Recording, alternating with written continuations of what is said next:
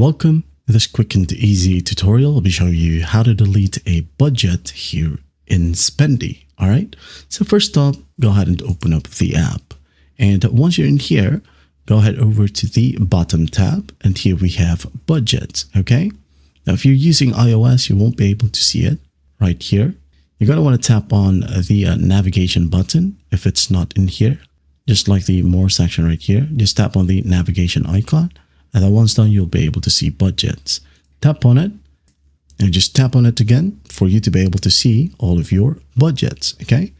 Now select the specific budget. For example, here we have monthly groceries. I'm going to tap on it. Now what we're going to do next is just go ahead over to the top right. And here we have the three dots. Tap on it. And as you can see, after that, we now have the trash icon or delete button. Tap on it. And there will be a pop-up that says, do you really want to delete this budget?